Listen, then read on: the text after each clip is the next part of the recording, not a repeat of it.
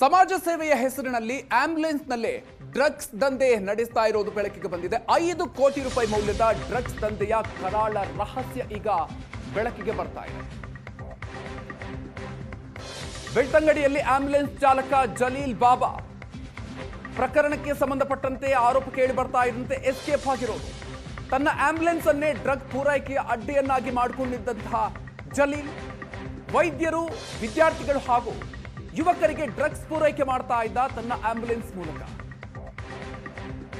ಇಡೀ ಜಿಲ್ಲೆಗೆ ಡ್ರಗ್ಸ್ ಪೂರೈಸ್ತಾ ಇದ್ದ ಈ ಜಲೀಲ್ ಅನ್ನೋದು ಈಗ ಗೊತ್ತಾಗ್ತಾ ಇರುವಂತಹ ವಿಚಾರ. ತಪಾಸಣೆಯನ್ನ ತಪ್ಪಿಸೋದಕ್ಕೆ ಆಂಬ್ಯುಲೆನ್ಸ್ ನಲ್ಲೇ MDMA ಸಾಗಾಟ ಮಾಡ್ತಾ ಇರುವಂತಹ ವಿಚಾರ ಗೊತ್ತಾಗಿದೆ. 3 ಡ್ರಗ್ ಪೆಡ್ಲರ್ಗಳನ್ನ ಪೊಲೀಸರು ಅರೆಸ್ಟ್ ಮಾಡಿದ್ದಾರೆ. ಆದರೆ ಈತ ತಲೆಮರೆಸಿಕೊಂಡಿದ್ದಾನೆ. 8 ದಿನಗಳಿಂದ ಮೊಬೈಲ್ ಅನ್ನ ಸ್ವಿಚ್ ಆಫ್ ಮಾಡಿಕೊಂಡು ಜಲೀಲ್ ಎಸ್ಕೇಪ್ ಆಗಿರೋದು. ವೈದ್ಯರು, ವಿದ್ಯಾರ್ಥಿಗಳು, ಯುವಕರನ್ನೇ ಟಾರ್ಗೆಟ್ ಮಾಡಿಕೊಂಡು ಈ ದಂಧೆ ನಡೀತಾ ಇತ್ತು ಅನ್ನೋದು ಗೊತ್ತಾಗ್ತಾ ಇರುವಂತಹ ವಿಚಾರ. ಆಂಬ್ಯುಲೆನ್ಸ್ ಅನ್ನ ಬಳಕೆ ಮಾಡ್ತಾ ಇದ್ರು ಸಾಗಾಟ ಮಾಡೋದಿಕ್ಕೆ, ತಪಾಸಣೆಯನ್ನ ತಪ್ಪಿಸಿಕೊಳ್ಳೋದಿಕ್ಕೆ ಅಂತ ಹೇಳಿ. ಈ ರೀತಿಯಾಗಿ ಈ ಗ್ಯಾಂಗ್ ಕಾರ್ಯವನ್ನು ನಿರ್ವಹಿಸ್ತಾ ಇತ್ತು. ಆಂಬ್ಯುಲೆನ್ಸ್ ಅನ್ನ ಬಳಸಿಕೊಂಡು ಡ್ರಗ್ಸ್ ಸಪ್ಲೈ ಮಾಡ್ತಾ ಇತ್ತು. ಈಗ 3 ಅರೆಸ್ಟ್ ಆಗಿದ್ದಾರೆ. ಆಂಬ್ಯುಲೆನ್ಸ್ನ ಚಾಲಕನಾಗಿ ಕರ್ತವ್ಯ ನಿರ್ವಹಿಸ್ತಾ ಇದ್ದಂತಹ ಜಲೀಲ್ ಕಳೆದ 8 ದಿನಗಳಿಂದ ತಲೆಮರೆಸಿಕೊಂಡಿದ್ದಾನೆ. ತಪಾಸಣೆಯನ್ನ ತಪ್ಪಿಸೋದಕ್ಕೆ ಆಂಬ್ಯುಲೆನ್ಸ್ನಲ್ಲೇ MDMA ಸಾಗಾಟವನ್ನು ಮಾಡಲಾಗ್ತಾ ಇತ್ತು, ಡ್ರಗ್ಸ್ ಅನ್ನು ಸಾಗಾಟ ಮಾಡಲಾಗ್ತಾ ಇತ್ತು.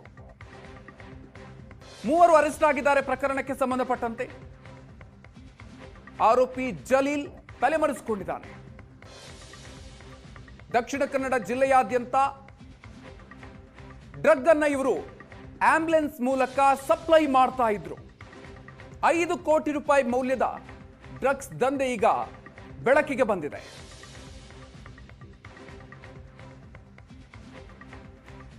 ಹೆಚ್ಚಿನ ಡೀಟೇಲ್ಸ್ ನೀಡ್ತಾರೆ ನಮ್ಮ ಪ್ರತಿನಿಧಿ ಭರತ್. ಇದೀಗ ನಮ್ಮ ಜೊತೆಗೆ ದೂರವಾಣಿ ಸಂಪರ್ಕದಲ್ಲಿ ಜಾಯ್ನ್ ಆಗ್ತಾ ಇದ್ದಾರೆ.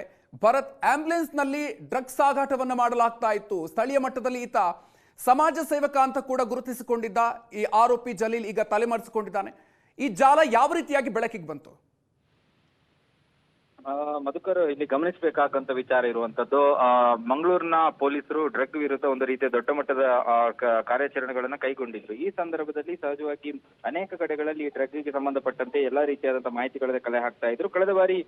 ಕಳೆದ ಜೂನ್ ನಲ್ಲಿ ಮಂಗಳೂರಿನಲ್ಲಿ ಒಂದು ಕಾರ್ಯಾಚರಣೆಯನ್ನು ಪೊಲೀಸರು ನಡೆಸ್ತಾರೆ. ಈ ಸಂದರ್ಭದಲ್ಲಿ ಒಂದು ಜಾಲದ ಬಗ್ಗೆ ಅವರಿಗೆ ಮಾಹಿತಿ ಸಿಗುತ್ತೆ. ಈ ಜಾಲದ ಮಾಹಿತಿಯನ್ನ ಬೆನ್ನತ್ತಿ ಬಾಗಲಕೋಟೆಯಲ್ಲಿ ಒಂದು ಲಾಡ್ಜ್ಗೆ ದಾಳಿ ನಡೆಸಿದಾಗ ಅಲ್ಲಿ ಸುಮಾರು 5 ಕೋಟಿ ಮೌಲ್ಯದ MDMA ಡ್ರಗ್ ಅನ್ನ ಪೊಲೀಸರು ವಶಪಡಿಸಿಕೊಳ್ಳುವಂತದ್ದು. ಅದರ ಜೊತೆಗೆ 3 ಜನ ಆರೋಪಿಗಳನ್ನ ಬೆಳ್ತಂಗಡಿ ಮೂಲದ ಉಜಿರೆ ಅವರನ್ನ ವಶಪಡಿಸಿದ್ದಾರೆ. ಈ ಸಂದರ್ಭದಲ್ಲಿ ಅವರು ಬಾಯಿ ಬಿಟ್ಟ ಹೆಸರು ಇದೇ ಒಂದು ಜಲೀಲ್ ಬಾಬನದ್ದು. ಈ ಜಲೀಲ್ ಬಾಬಾ ಹೇಗಂದ್ರೆ, ಜಲೀಲ್ ಬಾಬನ ಹತ್ರ ಒಂದು ಆಂಬ್ಯುಲೆನ್ಸ್ ಇರುತ್ತೆ. ಈ ಆಂಬ್ಯುಲೆನ್ಸ್ ನಲ್ಲಿ ಆತ ಎಲ್ಲೇ ಅಪಘಾತಗಳು ನಡೆದ್ರು ಕೂಡ ಆ ಜಾಗಕ್ಕೆ ಎಂಟ್ರಿ ಕೊಡುವಂತದ್ದು, ಅಲ್ಲಿ ಒಂದು ರೀತಿಯಲ್ಲಿ ಆಪತ್ ಬಾಂಧವನ ರೀತಿಯಲ್ಲಿ ಕೆಲಸವನ್ನ ಮಾಡುವಂತದ್ದು ಮತ್ತು ಸಮಾಜ ಸೇವೆಯನ್ನ ಕಳೆದ ಹಲವಾರು ವರ್ಷಗಳಿಂದ ಈ ರೀತಿಯಾಗಿ ಮಾಡ್ಕೊಂಡು ಬಂದಿದ್ದ. ಆದ್ರೆ ಈಗ ಸಿಕ್ಕಿರುವ ಮಾಹಿತಿ ಪ್ರಕಾರ ಈ 3 ಏನಿದ್ದಾರೆ, ಈ 3 ತಮಗೆ ಸಿಕ್ಕಂತ ಡ್ರಗ್ ಗಳನ್ನ ಈತನಿಗೆ ಪೂರೈಕೆ ಮಾಡ್ತಾ ಇದ್ರು. ಬೆಂಗಳೂರು ಅಥವಾ ಚಾರ್ಮಾಡಿ ಘಾಟ್, ಶಿರಾಡಿ ಘಾಟ್, ಈ ಘಾಟ್ ಪ್ರದೇಶಗಳಲ್ಲಿ ಆತನಿಗೆ ಸಿಕ್ಕಿ ಆತನ ಆಂಬ್ಯುಲೆನ್ಸ್ ನ ಮೂಲಕ ಅವುಗಳನ್ನ ಸಾಗಿಸುವಂತ ಪ್ರಯತ್ನಗಳನ್ನ ಮತ್ತು ಅದನ್ನ ಪೆಡ್ಲಿಂಗ್ ಮಾಡುವಂತದನ್ನ ಜಲೀಲ್ ಮಾಡ್ತಾ ಇದ್ದ ಅನ್ನುವಂತ ಮಾಹಿತಿ ಲಭ್ಯವಾಗಿದೆ.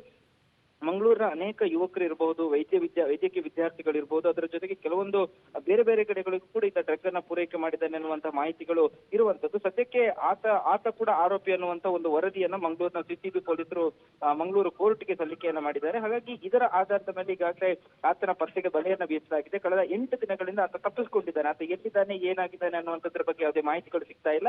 ಆತನಿಗೆ ಯಾರಾದ್ರೂ ಆಶ್ರಯ ಕೊಟ್ರೆ ಅವರನ್ನ ಕೂಡ ಈ ಒಂದು ಪ್ರಕರಣದಲ್ಲಿ ವಶಕ್ಕೆ ಪಡೆಯುವಂತ ಸಾಧ್ಯತೆಗಳಿವೆ. ಸದ್ಯಕ್ಕೆ ಇದೊಂದು ಬಹಳ ದೊಡ್ಡ ಡ್ರಗ್ ಜಾಲ. ಯಾಕಂದ್ರೆ ಬರೋಬ್ಬರಿ 5 ಕೋಟಿ ರೂಪಾಯಿಯ MDMA ಅನ್ನುವಂಥದ್ದು ಈಗ ಸದ್ಯಕ್ಕೆ ಪೊಲೀಸರಿಗೆ ಸಿಕ್ಕಿರುವಂತ ಮಾಹಿತಿ. ಅದರ ಜೊತೆಗೆ ಇದರ ಹಿಂದೆ ಇನ್ನೂ ಕೂಡ ಒಂದಷ್ಟು ಜನ ಇದ್ದಾರೆ. ಆದ್ರೆ ಈತನ ಪಾತ್ರ ಇರುವಂತದ್ದು ತನ್ನ ಆಂಬ್ಯುಲೆನ್ಸ್ ಅನ್ನ ಏನು ವೈದ್ಯಕೀಯ ಉದ್ದೇಶಗಳಿಗಾಗಿ ಮಾತ್ರ ಬಳಸಬೇಕಾದಂತ ಆಂಬ್ಯುಲೆನ್ಸ್ ಅನ್ನ ಬೇರೆ ಬೇರೆ ಉದ್ದೇಶಗಳಿಗೆ ಬಳಸಿಕೊಂಡಿರುವಂತದ್ದು ಮತ್ತು ಅದರಲ್ಲಿ ಒಂದು ರೀತಿಯಾದಂತಹ ದಂಧೆಯನ್ನ ಮಾಡ್ತಾ ಇರುವಂತದ್ದು ಈಗ ಪತ್ತೆ ಆಗಿರುವಂತದ್ದು. Okay, thank you Bharat ಡೀಟೇಲ್ಸ್ಗೆ.